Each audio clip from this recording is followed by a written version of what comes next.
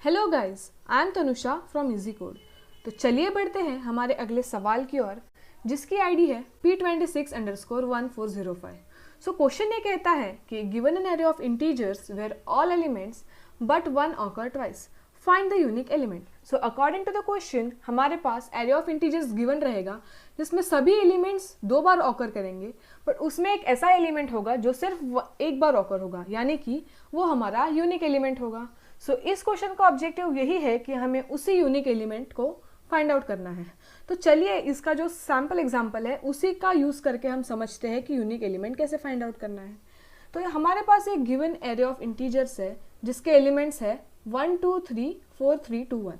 तो इस एग्जांपल में हम देख सकते हैं कि 1 जो है वो दो बार ऑकर हो रहा है, 2 भी दो बार ऑकर हो रहा है और 3 भी दो बार ऑकर हो रहा है, यानी कि ये जो 1 2 और 3 है वो पेयर में एग्जिस्ट कर रहे हैं। लेकिन ये जो 4 है उसके जैसा कोई सिमिलर एलिमेंट इस एरे में प्रेजेंट नहीं है, यानी कि इस एग्जाम्पल के लिए हमारा जो यूनिक एलिमेंट होगा वो क्या होगा, 4 होगा। तो चलिए देखते हैं कि अगर हमें इसका कोड लिखना है तो वो हम कैसे लिखेंगे। तो इस क्वेश्चन को सॉल्व करने के पीछे का जो लॉजिक होगा वो यह होगा कि हम इसे एक्सॉर बिटवाइज ऑपरेटर का यूज करके सॉल्व कर सकते हैं। तो सबसे पहले देखते हैं कि एक्सॉर बिटवाइज ऑपरेटर क्या होता है। अगर हमारे पास दो इनपुट्स है और हम उनके बीच में एक्सॉर ऑपरेशन परफॉर्म कर रहे हैं तो उसका आउटपुट क्या होना चाहिए। तो अगर हम 0 एक्सॉर 0 कर रहे हैं तो उसका आउटपुट क्या होगा, 0। अगर हम 1 एक्सॉर 1 करेंगे तो उसका आउटपुट क्या होगा, 0। यानी कि इन दो केसेस से हम ये कंक्लूड कर सकते हैं कि अगर हम दो सिमिलर एलिमेंट्स के बीच में एक्सॉर ऑपरेशन परफॉर्म करेंगे तो हमें उसका आउटपुट क्या मिलेगा, 0 मिलेगा। अगर दो डिफरेंट एलिमेंट्स है और उसमें से एक 0 है और सपोज एक एलिमेंट ए है और हम उनके बीच में एक्सॉर ऑपरेशन कर रहे हैं तो हमें आउटपुट क्या मिलेगा, ए मिलेगा। और अगर हम 0 एक्सॉर बी करेंगे तो हमें आउटपुट क्या मिलेगा, बी मिलेगा। तो चलिए देखते हैं कि इस टेबल का यूज करके हम एरे ऑफ इंटीजर्स के यूनिक एलिमेंट को कैसे फाइंड आउट कर सकते हैं। तो सबसे पहले हम इस एरे के एलिमेंट्स के बीच में एक्सॉर ऑपरेशन परफॉर्म करेंगे तो ये कुछ ऐसा दिखेगा।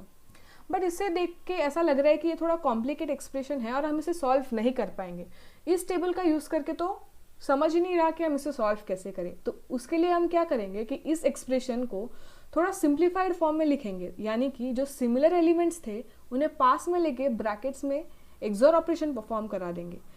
तो जैसे कि हम यहाँ पर देख सकते हैं कि अगर हम 1 एक्सॉर 1 करेंगे तो उसका आउटपुट क्या आएगा, 0 आएगा, क्योंकि हमने इस टेबल में देखा था कि अगर हम दो सिमिलर एलिमेंट्स के बीच में एक्सॉर ऑपरेशन कर रहे हैं तो उसका आउटपुट क्या मिल रहा था, 0। तो इसी का रेफरेंस लेके हम यहाँ पर सॉल्व कर सकते हैं कि अगर हम 1 एक्सॉर 1 करेंगे तो उसका आउटपुट क्या आएगा, 0। सिमिलरली 2 एक्सॉर 2 का आउटपुट आएगा 0 और 3 एक्सॉर 3 का भी आउटपुट आएगा 0। और जैसे कि 4 यहाँ पर कोई पेयर में एग्जिस्ट नहीं कर रहा है तो हम उसे एज इट इज लिख देंगे। यहाँ पर अगर हम 0 एक्सॉर 0 करेंगे तो ये भी दो सिमिलर एलिमेंट्स हैं, इसलिए इसका आउटपुट क्या आएगा, 0 आएगा। और ये जो दो डिफरेंट एलिमेंट्स है उसके बीच में एक्सॉर ऑपरेशन परफॉर्म करने के लिए हम इस केस 4 में आएंगे। अगर हम 0 एक्सॉर 4 करेंगे यानी कि b की वैल्यू क्या हुई, 4। तो अगर हम 0 एक्सॉर 4 करेंगे तो उसका आउटपुट क्या आएगा, 4। तो ये कुछ ऐसा आएगा। और फाइनल स्टेज में जब हम 0 एक्सॉर 4 करेंगे तो हमें एज ए आउटपुट 4 मिल जाएगा, यानी कि हमने इस एग्जाम्पल में एक्सॉर ऑपरेशन परफॉर्म करके हमारा यूनिक एलिमेंट निकाल लिया।